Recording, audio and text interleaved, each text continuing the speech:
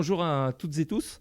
Je suis Gwenaël Cinquin, dirigeant de l'ODAL et créateur du Campus Club Formation, qui est un programme de formation et d'accompagnement dans les activités physiques et mentales au service du développement personnel et professionnel. Le campus sponsorise le podcast Les Athlètes de l'entreprise et on a un athlète aujourd'hui d'ailleurs, on va y revenir. Et donc je vous invite à vous abonner à la newsletter bien sûr du podcast pour recevoir en exclusivité les nouveaux épisodes, à noter cela sur vos plateformes préférées bien sûr. Et puis dans l'épisode précédent, nous avons pu écouter la vision du sport et de l'entreprise, en particulier dans le domaine de la sécurité au travail, puisqu'il en a fait sa spécialité, même s'il a plein d'autres cordes à son arc, avec Christophe Inzirilo, qui avait commencé une brillante carrière dans le football et qui a développé plein de compétences dans le domaine de l'accompagnement des entreprises. Et aujourd'hui, j'ai un grand plaisir d'accueillir chez lui. Alors je l'accueille, je ne sais pas si vraiment je l'accueille parce que je suis chez lui là. C'est magnifique d'ailleurs parce qu'on est à la campagne, pas très loin de Vannes là, et c'est très joli. Et donc c'est plutôt Mike qui m'accueille parce qu'on fait le podcast chez lui. Pour le podcast avec un immense plaisir, les athlètes de l'entreprise aujourd'hui avec Mike. Mike on va découvrir tout ça évidemment dans le podcast, mais Mike est consultant RSE. Il a fondé Omega RSE. Il va nous en dire plus évidemment au fil de cet échange. Il a travaillé dans les secteurs du luxe, de la mode, du design et de l'immobilier avec un parcours en Sciences Po, qui a sans doute été le démarrage de ta vie, et puis également du droit et de la mode durable. Alors il est aussi décrit comme juriste et expert en transformation des organisations, et avec un parcours d'entrepreneur et une expérience en direction générale et achat responsable. Bonjour Mike. Merci à toi. Bienvenue. Merci de m'accueillir chez toi. C'est la première fois qu'on fait un podcast à domicile, mais je sais que tu as l'habitude de travailler chez toi et d'en faire ton bureau, y compris avec tes collègues ou collaborateurs. Voilà. Avec toute l'équipe. Donc, on va démarrer le jeu des questions et merci encore de ta présence. Alors, on va d'abord parler de ton parcours, avec une première partie sur aussi la métaphore. Tu sais bien que les athlètes de l'entreprise, c'est d'aller chercher dans le sport, et pas forcément toujours dans le sport de haut niveau, c'est le sport en général. Toi, je sais que tu fais un peu de voile, j'ai cru comprendre, donc peut-être tu auras des métaphores avec la voile. Je vais le tenter. Tu vas le tenter. Donc tu es juriste de formation et tu as fondé Omega, qui est un cabinet donc, d'expertise en RSE, avec toute une belle équipe. Vous accompagnez les entreprises, les collectivités à avancer sur les sujets de la transition écologique. À quel moment tu as décidé de changer de terrain de jeu ? Parce que tu peux nous dire en quelques mots ta carrière qui t'a emmené à lancer Omega RSE, à te consacrer à la RSE. Alors ça date, le grand tournant c'est 2015, ça fait déjà 11 ans. Et en fait, est-ce que j'ai changé vraiment de terrain ? C'est plutôt que j'ai observé que le terrain de jeu avait changé, que le monde était en train de changer littéralement sur plein de sujets, qui sont des sujets sociétaux et qui m'animaient. Et j'ai trouvé que pour aider les entreprises, en tout cas à faire leur part sur ce changement qui était déjà opérant pour certaines grandes entreprises, mais pas pour toutes les entreprises, et pour les accompagner au mieux, j'ai rien trouvé mieux que la RSE, la responsabilité sociétale des entreprises. Et à ce moment-là, je me suis reconverti, je me suis formé, je me suis passionné. Et ça a touché à plusieurs sujets, le vivant, l'humain, bien sûr, sur le fond, sur l'utile, sur le sens. Mais bien sûr, ça c'était à la croisée des chemins de ce que j'avais déjà par mon vécu, par mon expérience. C'était sur les achats responsables, la supply chain, l'optimisation de tout ce qu'on peut faire pour désimpacter déjà, en premier lieu, les entreprises. Et la RSE est devenue pour moi le meilleur endroit pour relier tout ça, le droit, la stratégie, l'économie, le vivant, l'humain. Ok. Et aujourd'hui, dans ton métier de consultant, est-ce que, si on fait un parallèle encore avec le sport, tu te vois comme par rapport à ces entreprises, à tes clients, tu te vois comme un entraîneur, un coach, un athlète ? Tu es avec eux dans le match, ou tu es un petit peu décalé, ou c'est quoi ta position ? Ça sera pas l'athlète. L'entreprise, elle va être athlète. Moi, je me verrais un mi-chemin entre entraîneur et coach, mais tout dépend du public qui est visé. Si on accompagne un dirigeant ou une équipe, tout simplement. Bien sûr. Le but, c'est pas jouer à la place du client, c'est d'être là pour l'aider. Donc plutôt entraînement ou plutôt coaching. Voilà. Plutôt coaching avec l'œil décalé du professionnel. Exactement. Voilà, qui va accompagner les entreprises. Et donc, est-ce qu'on peut dire d'ailleurs que la RSE, c'est une discipline de haut niveau ? Discipline de haut niveau, oui. Disons qu'elle est encore jeune. C'est une jeune science transverse à tous les métiers. J'aime bien le répéter. C'est une approche, une méthodo. On peut l'appeler sous différentes formes. Mais en tout cas, elle est jeune. Elle se cherche encore un petit peu. Puis elle est chahutée. Et elle a des angles morts. Mais aussi les entreprises ont des angles morts. Et elle est aussi là pour justement désimpacter, réduire ces angles. Au niveau, oui, parce que c'est un métier à part entière. Et ça, on peut le répéter. Souvent, c'est quelque chose qui est mal compris. C'est au même titre que quelqu'un qui est très bon en plomberie ou en expertise comptable. Et quelqu'un fera le métier de la RSE.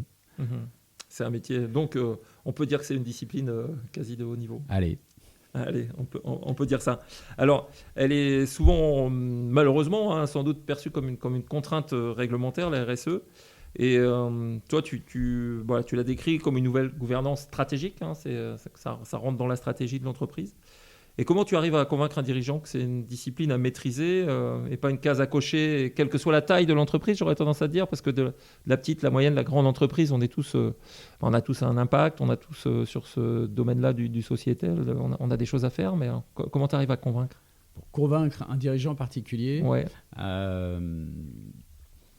ça commence souvent par de la sensibilisation. C'est aussi la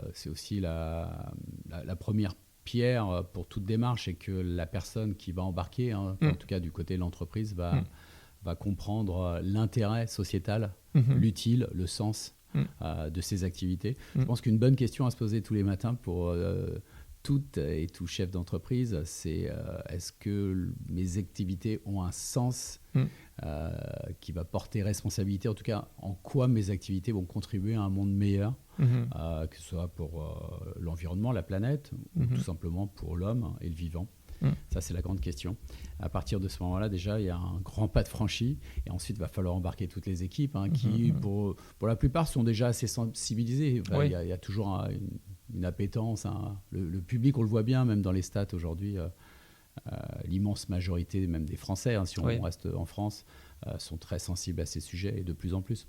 Contrairement à tout ce qu'on a inventé avec le mythe du backlash écologique. En fait, c'est du montage, finalement, parce que les stats contredisent tout ça. Et tu as parlé de l'échelle de temps. Tu as dit tout à l'heure la RSE, elle n'est pas très âgée.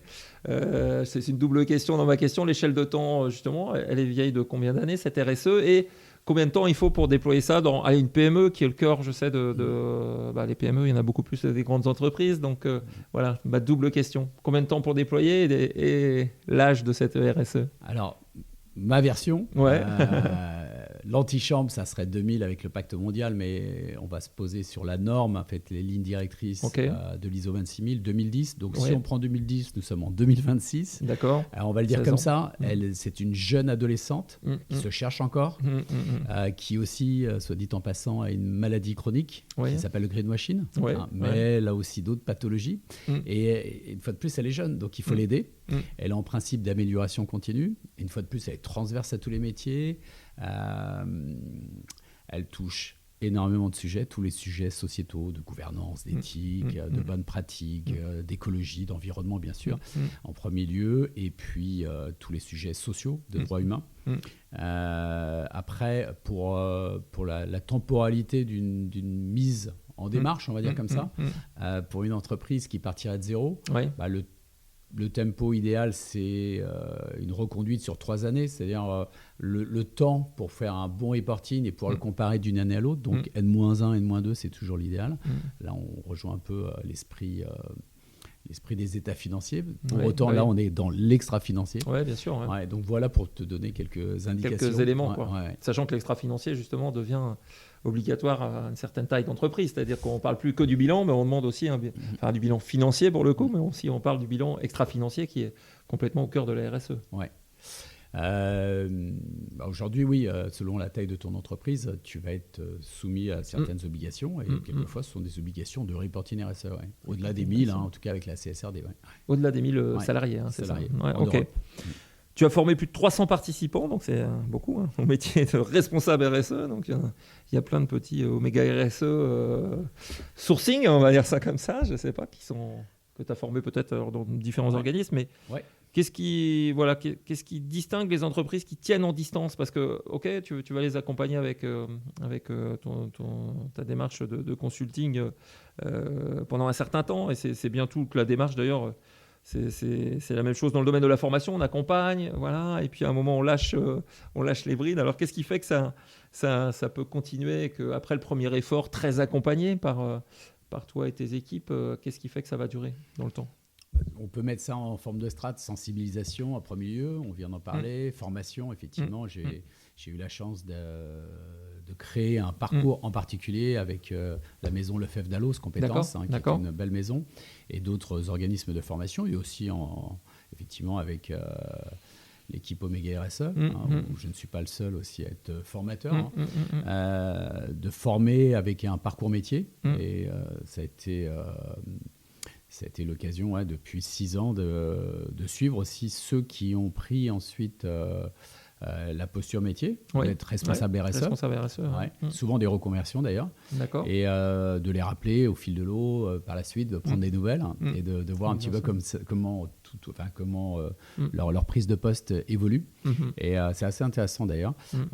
Moi-même, je me suis retrouvé à une époque aussi responsable RSE d'une entreprise. D'accord. Où j'ai eu la chance aussi de retourner un peu dans le moteur, on va dire.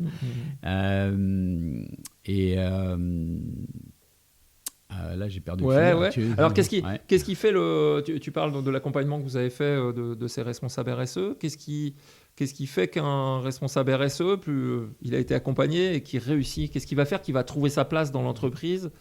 C'est un peu comme dans le sport, il y a plein de métiers parallèles qui n'existaient pas dans le sport de haut niveau en particulier, mais voilà, de préparation mentale, etc. Et finalement, la RSE, c'est quelque chose d'assez nouveau. Tu l'as dit, elle a 16 ans, elle est adolescente, donc elle vient de manière assez récente dans l'entreprise. C'est une fonction support. Comment on arrive à réussir dans une entreprise quand on est responsable RSE, et quels impacts il peut y avoir derrière, quoi? En premier lieu, déjà se former, parce que beaucoup ne le sont pas. D'accord. Et ça c'est une réalité. Donc, c'est un métier, une fois de plus. Il faut se faire former. Il faut bien prendre le temps d'être formé. Ensuite, dans l'exercice, il y a beaucoup de cailloux dans la chaussure. Après, c'est le métier qui veut ça, peut-être? Déjà, quelquefois, c'est la compression entre ceux qui sont au-dessus dans la gouvernance, ceux qui sont en dessous. Et quelquefois, il y a il y a des entre-deux difficiles à gérer. D'accord. D'embarquer, d'être compris, de faire comprendre sa démarche auprès de tous les corps de métier, tous les départements, toutes les business units, pour faire comprendre, par exemple, qu'on n'empiète pas sur le dialogue social et auprès d'autres instances sociales, ne serait-ce que ça. D'être aussi en posture d'allié, c'est-à-dire d'avoir des référents, des personnes qui vous portent et qui vous soutiennent. C'est très important parce qu'une démarche sociétale, une démarche peut aller assez loin en profondeur en fonction de l'échelle de durabilité, en tout cas de ce que ça pourrait donner entre l'intention et l'action. Oui, le plus dur, c'est certainement l'embarquement des équipes. Et qu'est-ce qui marche bien à embarquer les équipes alors? Alors, une fois de plus, sensibilisation, formation, et puis il y a 36 formes d'embarquement. Au cas par cas, on s'adapte au public, tout simplement. Et là, il y a beaucoup à faire. Il y a beaucoup à faire. Et c'est vrai que dans l'équipe Omega RSE, on a la chance d'avoir des spécialistes du sujet. Ça peut aller d'une formule coaching pour une prise de poste justement RSE et d'avoir du leadership là-dessus, donc quelque chose d'assez individualisé, comme ça peut être d'autres formules très collectives. D'accord, en fonction de la taille et des objectifs sans doute de l'entreprise. Alors si on fait une métaphore encore sportive, mais pour le coup là, sur la course à pied, c'est un marathon, c'est un sprint, c'est quoi la bonne cadence qu'il veut avoir d'une entreprise pour qu'elle ait vraiment de l'impact aussi, voilà. Alors clairement, c'est un marathon, mais pourquoi pas séquencer par des moments de sprint. Ok. Prendre le temps surtout de la mesure, parce que ce qui compte, c'est la mise en action, et une action qui soit mesurable. Et pour, une fois de plus, avoir un suivi dans le temps, il faut avoir une communication responsable là-dessus, ce qui suppose plutôt un profil bas et d'attendre vraiment toujours quelque chose de tangible à révéler. On est dans un travail de fond. Plutôt marathon. Plutôt marathon pour le coup. Comment tu mesures concrètement, Donc, il faut embarquer les équipes. Selon la taille, les moyens sont différents, les actions sont différentes. Mais comment tu mesures ensuite la performance. On a parlé tout à l'heure de bilan extra-financier.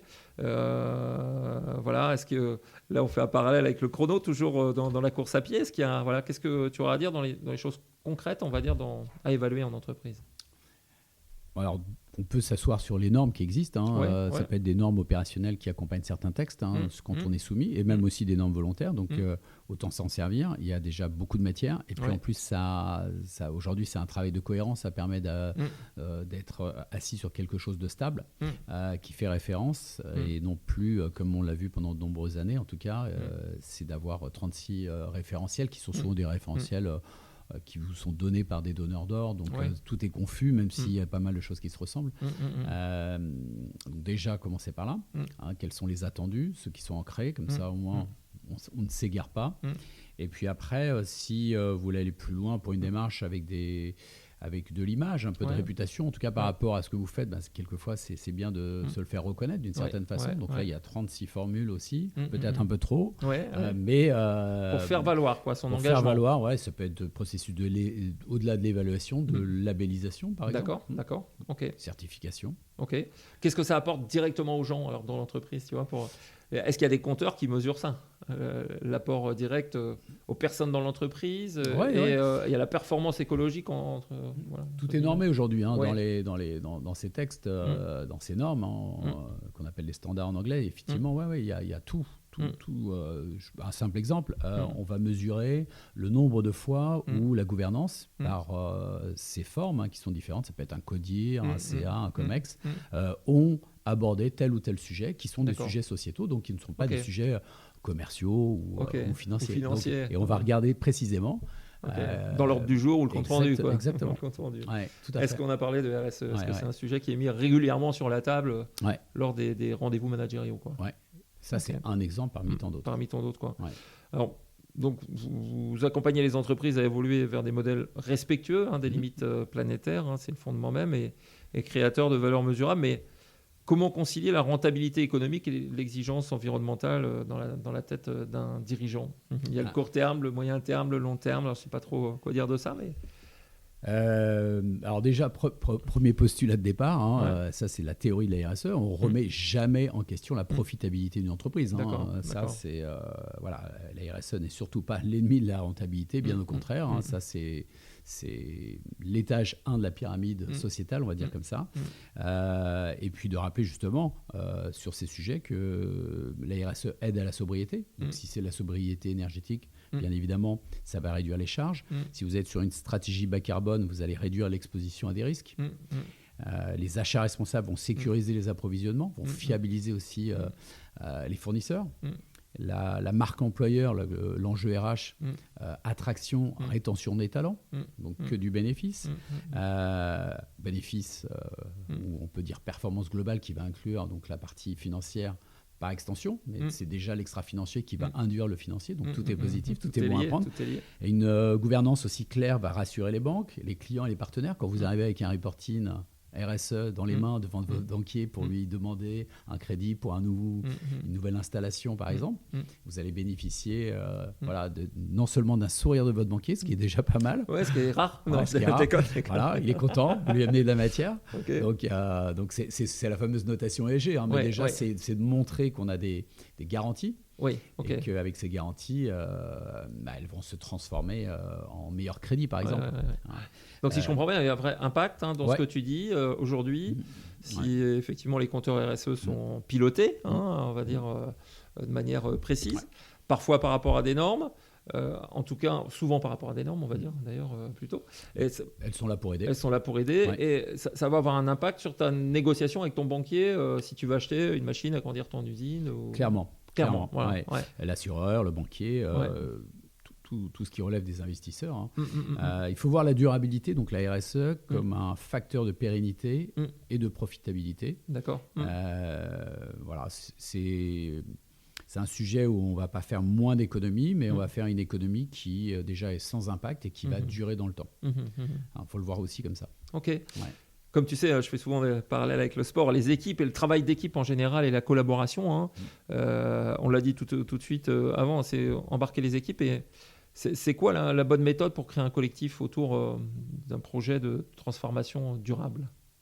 Ça rejoint un petit peu ce qu'on s'est dit tout à l'heure, sensibilisation, compréhension du sujet, parce que la sensibilisation, il faut aussi que ça percute derrière.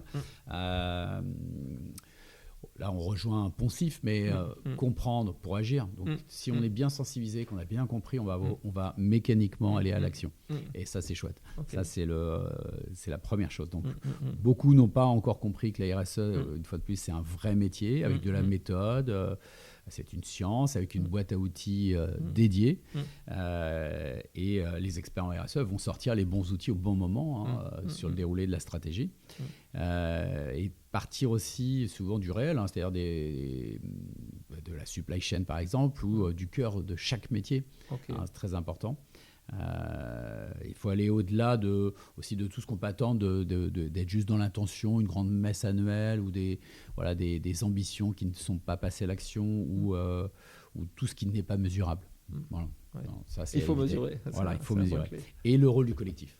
Et le rôle du collectif, évidemment. Alors, dans ce que tu proposes, je crois que tu peux proposer des fresques aussi. Est-ce que quand tu parles de choses un peu dynamisantes dans la prise de conscience, dans l'information, alors j'ai eu la chance, moi, de participer en tant que participant à des fresques, tu peux peut-être en dire un mot pour embarquer les équipes, quoi. Ouais.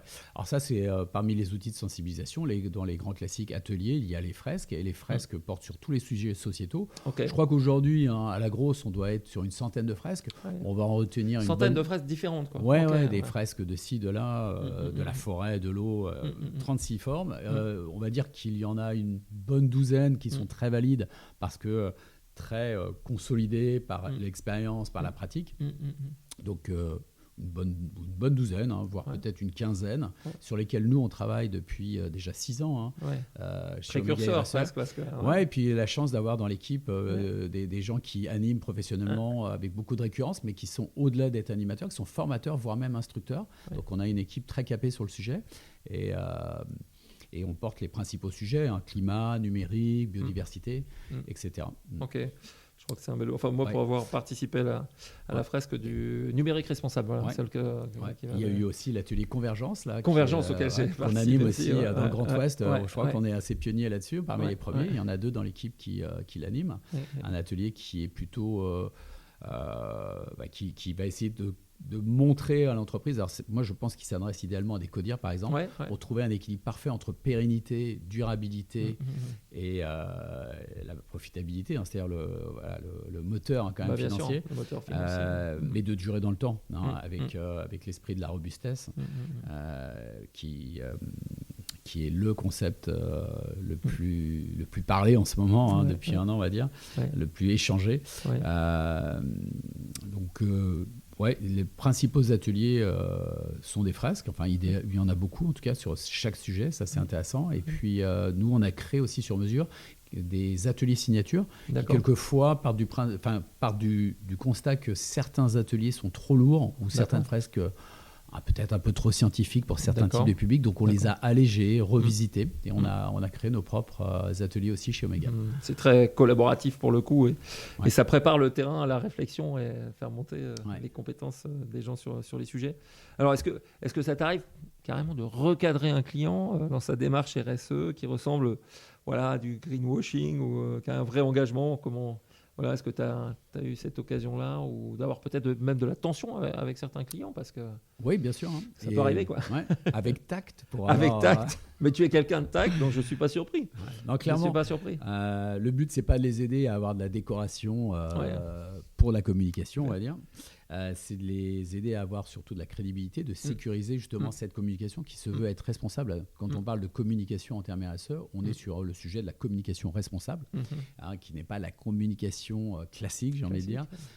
Et là, c'est pas de la publicité, quoi. Non, et puis je fais référence là à cette maison ADEME, cette autorité qu'on a, cette agence extraordinaire, il faut le rappeler, en France, et qui...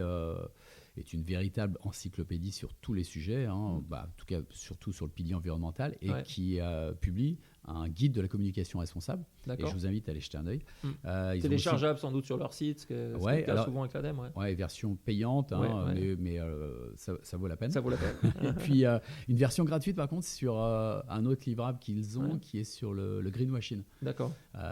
Accessible, et puis aussi un outil pour vérifier si vous n'êtes pas justement sur des propos de greenwashing ou en tout cas je dirais, un mauvais biais là-dessus.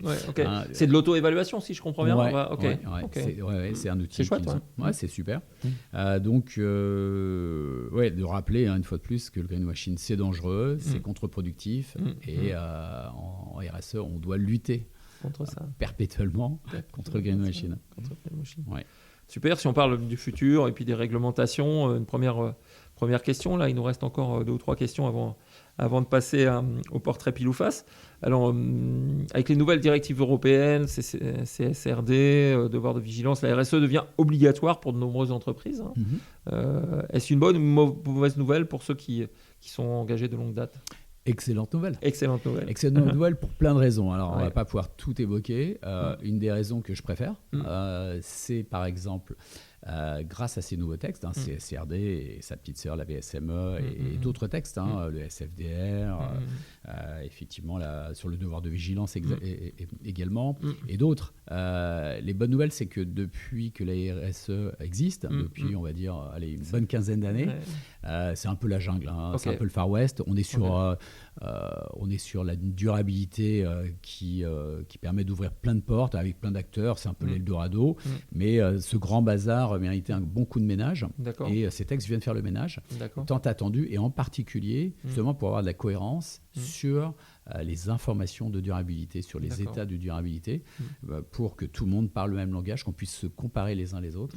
Et ça c'est chouette. Ça, c'est important. C'est ce que tu as dit, c'est la mesure. Donc, en fait, ces différentes normes qui tombent vont préciser ce genre de mesures, ces comparaisons. Et en plus, c'est au bénéfice des entreprises, et surtout, pas que les grosses, mais aussi les petites, qui, elles, souvent, n'ont pas le temps de gérer ce genre de sujet, où elles passent encore à côté, et quand elles doivent y répondre, parce qu'elles reçoivent par exemple un questionnaire d'une banque, puis d'une autre, puis d'un donneur d'ordre qui peut être aussi dans sa chaîne de valeur, qui lui appuie un peu dessus, elles se retrouvent à passer énormément de temps là-dessus, et ça c'est un des gros cailloux aussi dans la chaussure. Je reviens à ta question de tout à l'heure par rapport aux responsables RSE, quand ils prennent justement leur poste, ils se retrouvent pris par le temps, à devoir répondre à tout ça. Et ils ne sont pas dans l'action, du coup, ils sont juste sur la conformité, qui n'est pas vraiment une conformité. Souvent, c'est, on reçoit une demande d'un donneur d'ordre, donc on se doit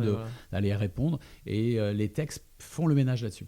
Ça c'est la grande bonne nouvelle, je dirais, des 2-3 dernières années. D'accord. Globalement. Ça veut dire que tu choisis, alors je ne sais pas si on appelle ça une norme, ou une norme qui te permet de valoriser tes compteurs, parce qu'on va avoir des compteurs qui vont apparaître dans la norme auprès des partenaires, fournisseurs et autres. Pour reprendre un peu les mots du sport, on va avoir les mêmes chronomètres. Ok. On parlait tout à l'heure des chronomètres. Exactement. Belle métaphore. Donc, alors, dans 10 ans, si on se projette, à quoi ressemble une entreprise vraiment en forme sur le plan sociétal et environnemental ? On a tellement dans le monde incertain dans lequel on vit. Est-ce qu'on peut se projeter à 10 ans ? Je ne sais pas. Mais en tout cas, c'est quoi ton idée à toi d'une entreprise vraiment en forme sur ces 2 dimensions ? Une entreprise qui va être robuste, qui va connaître bien sa chaîne de valeur, tous les impacts qu'elle a dessus, tous les risques, toutes les opportunités qui s'en dégagent. Elle va réduire à la fois ses impacts, bien sûr, mais ses vulnérabilités. Elle va avoir une stratégie, bien sûr, bas carbone qui soit crédible, qui soit sur la trajectoire de l'accord de Paris. Ça, c'est essentiel. Elle prend soin de ses équipes. Elle joue la carte de la qualité de vie au travail, bien évidemment. Elle sait dialoguer avec toutes ses parties prenantes. Ça, c'est la clé de voûte de toute démarche RSE. Donc, elle a pris le temps de se poser par rapport à ses parties prenantes, de les consulter, de les écouter, de partager avec elles. Les analyser quelque part. Oui, bien sûr. Et quand tu dis parties prenantes, alors qu'est-ce que tu mets derrière ce langage-là, des parties prenantes au-delà des classiques fournisseurs, clients, investisseurs, bien sûr les parties prenantes internes, mais bien au-delà. Ça peut être tout simplement, vous êtes une PME, vous êtes dans une zone artisanale, au bout de la rue, vous avez une grand-mère qui est là, vous n'êtes jamais allé lui parler, mais vous avez vos 60 voitures qui tous les matins depuis 20 ans passent sous ses fenêtres, la pauvre. Eh bien, vous allez lui parler et vous allez voir, le monde va changer. Rien qu'avec ce dialogue. Ça change. Au sens large, quoi. Voilà. Et puis aussi la nature, d'inviter bien évidemment la biodiversité à table, tout simplement. Alors sous différentes formes. Bien sûr.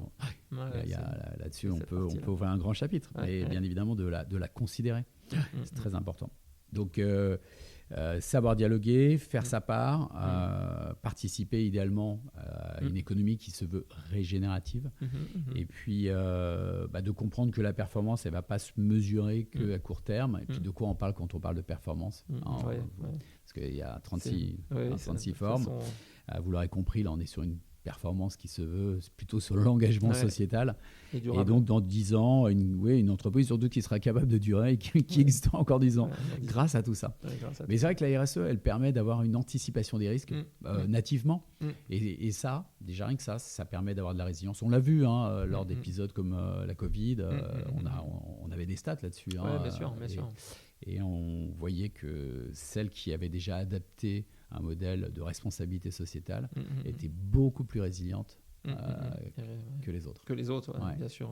Dans les filières d'appro en particulier, il n'y a pas que ça, mais effectivement, c'est un point important.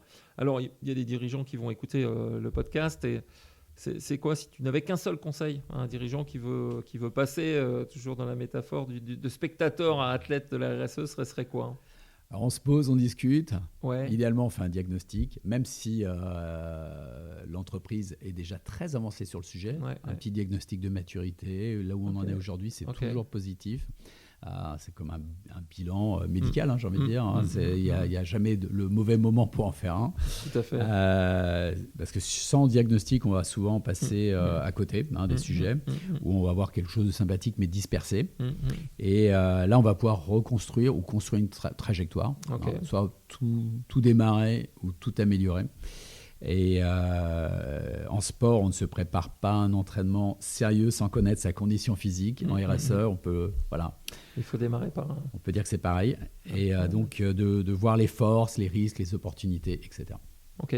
Et ça dure, alors ça dépend sans doute de la taille de l'entreprise, mais si demain une PME, on va dire plutôt une ETI, une industrie, il y en a pas mal en Bretagne, elle est de 200 personnes et se dit, moi je veux faire mon diagnostic, je ne suis pas tellement avancé sur le sujet, ça dure combien de temps ? Ça dure 2-3 jours. 2-3 jours. Okay. Nous, dans notre équipe, on aime bien le faire en binôme, avec des bons référentiels. On a plusieurs partenariats, dont avec l'AFNOR, donc on aime bien utiliser certains outils qui font référence et surtout qui sont calés sur les derniers textes, les dernières normes. Ça, c'est important. Donc c'est un temps très court, c'est pas un gros budget, et ça permet de voir tout de suite les points essentiels pour la suite, quoi. D'accord. Et la suite, c'est de construire la démarche, ou en tout cas de la revoir, de l'améliorer. Qu'est-ce qui va toujours, je reviens dans cet archétype de l'entreprise de 200 personnes industrielle en Bretagne, qu'est-ce qui peut aller très vite, comme décision ? Ok, on fait le diagnostic, on s'engage dans une démarche. C'est quoi les leviers qui vont faire que tu vas aller vite sur la démarche en place, sans précipitation, mais tu vas avoir des effets rapides ? Tout simplement, la démarche RSE, elle a ses étapes. L'étape de diagnostic, c'est le moment où on va révéler déjà les enjeux principaux. Et ensuite, il va falloir aller beaucoup plus loin, travailler avec les parties prenantes, ce qu'on appelle la partie gestion des parties prenantes, qui est un temps fort et important, et lourd. Ensuite, on va matérialiser, on va croiser tout ça. Là, je suis parti sur un discours professoral, mais toute la méthodo qui se résume en 6-7 étapes. Et effectivement... prendre le temps de matérialiser les enjeux et ensuite déroulera le plan d'action. Et tout ce chemin se fait avec différents types d'outils qui sont nécessaires ou pas selon justement l'approche. Selon l'approche et selon l'entreprise, en fonction de l'entreprise et de ses ambitions. Et ensuite Parfait. de mettre en action Ouais. et de suivre le projet, d'aller Ouais. jusqu'à la communication, le reporting. Bah oui, et on va dire l'ensemble des salariés sont concernés, que ce soit la Et d'embarquer personne les sur équipes. la ouais. chaîne, le chef d'équipe, le responsable méthode Bien projet, enfin Ouais. le responsable appro, enfin tout Ouais. le monde est concerné, le RH. Ouais. Puis après aussi, qui va porter la RSE? Souvent, tu me donnais l'exemple d'une PME de 200 personnes. Au début, souvent, on va prendre quelqu'un qui a de l'appétence sur le sujet, qui va être nommé, qui a souvent une double casquette déjà, qui va être RH ou QSE ou je ne sais quoi, qui n'aura pas eu le temps de bien se former. Donc, il faut souvent et idéalement avoir une personne qui est à plein temps sur des sujets comme ça, surtout pour 200, qui va se faire accompagner aussi, enfin plutôt soutenir peut-être par quelqu'un ou deux, plutôt 2 personnes qui vont constituer autour de cette personne elle-même une sorte de comité de pilotage. Des Puis ambassadeurs ensuite, aussi. Et ensuite, voilà, le réseau de référents qu'il faudra mettre en place tôt ou tard. Et puis la sensibilisation aussi pour toutes les équipes autour. Ça marche si toute l'équipe s'y met, quelque Ouais. part. De toute façon, il y a une gouvernance projet. Une personne, puis 2, puis 3, en fonction après, du nombre. Et après, ça rayonne pour développer ça. Exactement. Alors, juste pour terminer avant le portrait pile ou face, si tu as un mantra, une citation peut-être à partager en relation avec le thème du jour et la RSE et le sport et l'entreprise en général. Ouais. Alors, mantra. Ouais, ton mantra plutôt. J'ai une pensée pour Elodie qui fait partie de l'équipe, que tu connais bien, qui disait l'autre jour, et ça je l'ai noté, c'est travailler dans une logique agile d'amélioration continue. Je trouve ça percutant. Je trouve que ça résume beaucoup ce qu'on fait. Et puis, tu me parles de citations. Attends, j'ai un bouquin là. Que connais, que je connais, que j'ai. Voilà. En plus, tu me l'avais offert, je te remercie. J'ai écrit un livre avec 500 citations. Oui, donc tu n'en as pas qu'une à partager. Là, sur la transition écologique, avec mon co-auteur Frédéric Farret. Et on a pris le temps pendant 1 an et demi de collecter, de rechercher quelles sont les meilleures citations sur la transition écologique depuis plusieurs millénaires, soit dit en passant. On a chapitré tout ça et si je ne dois en prendre qu'une sur tes 500, ça va pas être facile de choisir. Il y a une que j'aime bien et je pense qu'elle est à propos, c'est Alexandra Palt, qui est l'ex-présidente du WWF et qui est très très forte sur l'activisme sociétal au sein des entreprises. Elle a même été directrice RSE du groupe L'Oréal. D'accord. Et elle nous dit, écoutez bien, l'engagement sociétal des entreprises n'est pas une option, mais bien une question de responsabilité. Très simple, mais je pense que ça illustre pas mal ce qu'on vient d'évoquer. Alors, ton livre, on le trouve où? Alors, il faut te le demander. Comment on fait? C'est vrai qu'ils veulent les 500 citations, c'est le moment d'en profiter. Alors, tout simplement contacter. Voilà. Très bien. On mettra dans les commentaires. On a pas mal d'entreprises qui le préfacent en 50, 100, 200, 300 exemplaires pour en faire un cadeau de séminaire ou de fin d'année. Sympa, Et c'est assez intemporel, donc je pense que dans 10 ans, on aura toujours il sera toujours d'actualité. Le même. Bon, super, merci tous ces éclairages super intéressants sur la RSE et surtout comment mettre ça en œuvre dans l'entreprise au service de l'équipe, de l'écologie et de tous les sujets embarqués par ces aspects sociétaux. Alors maintenant, j'ai les questions pile ou face, les questions surprises, attention. Et donc tu as droit à un joker quand même. S'il y a un truc que tu dis là, je ne sens pas trop, tu as droit à un joker. Donc, alors ma première question, c'est, on a évoqué ça un peu évidemment au fil rouge. C'est robustesse ou écologie? Je dirais robustesse puisqu'elle va intégrer l'écologie. En même temps, j'aurais presque pu faire l'inverse. L'écologie, elle embarque tout. Et la robustesse peut être un moyen pour les entreprises. Un peu des deux. Bon, c'est pas vraiment ton joker, mais je le prends comme ça. C'est conviction ou contrainte? Conviction. Oui.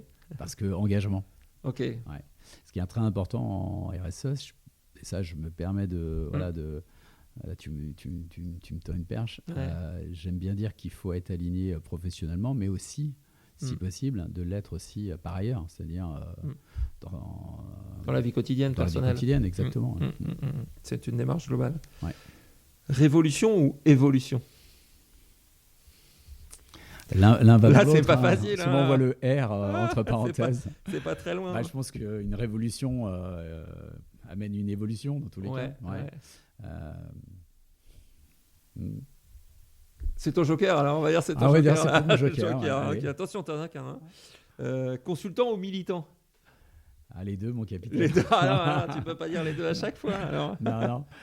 Ça rejoint ce que je disais, c'est que je pense que quelqu'un qui va être un bon consultant RSE, le week-end, il est bénévole dans des associations. Oui, okay. Et je le dis d'autant plus que dans mon équipe, et moi le premier, je pense que voilà, on l'est.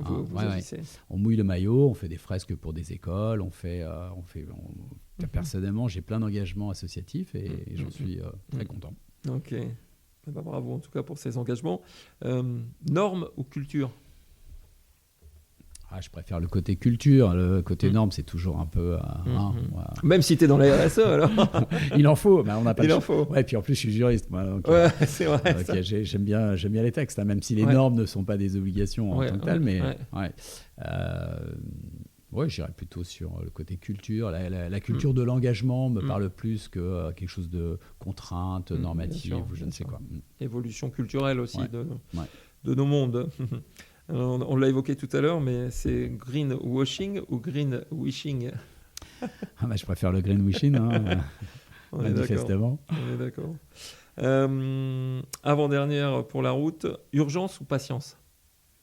Là, je crois que la patience, c'est fini. C'était le siècle dernier. Aujourd'hui, c'est l'urgence. Là, on est en 2026. On est dans la décennie de l'action, reconnue scientifiquement depuis une bonne 50aine d'années, rappelée par l'agenda de l'ONU, l'agenda du CAP 2030, qui est celui des objectifs de développement durable, rappelé aussi... par d'autres textes fondateurs. Et aujourd'hui, on est en 2026, il reste 4 ans. On voit bien qu'il y a un paquet de sujets qui sont en retard. En même temps, il y a des bonnes nouvelles, attention. Il y a des belles trajectoires, mais globalement, non. Il y a urgence, quoi. Il y a urgence. Il y a urgence. Alors la dernière, tu vas être surpris, mais c'est une question que je pose à tous mes invités. Donc, tu dois connaître une petite brioche de poche fabriquée par Brioche Pasquier. Est-ce que ça te parle, ça, le pitch? Très bien. Bon, alors je te demande, c'est pitch ou banane alors? La dernière question, c'est toujours la même. Pitch. Pitch, bon, ok. Alors pourquoi? Tu veux failloter un peu ou... Non, pitch, moi je pense tout de suite au petit côté chocolaté. Là. Voilà. Donc t'es gourmand alors. T'es gourmand. Ok, écoute Mike, merci beaucoup pour cet échange super agréable avec et puis de ta franchise autour de toutes ces questions avec tellement d'enjeux en ce moment. Donc un grand merci pour ce moment passé ensemble, très, très agréable et sympathique, c'est 40 et quelques minutes. Et donc je vous invite à ceux qui ont écouté le podcast à s'abonner à la newsletter, comme ça vous savez en exclusivité les invités, et puis à noter aussi sur les différentes plateformes, vos plateformes préférées, Apple Podcast, Amazon Podcast, etc. Et vous pouvez aller sur toutes ces plateformes pour écouter le podcast et YouTube aussi en vidéo. Merci Mike. Merci Gwenaël. Et puis à bientôt.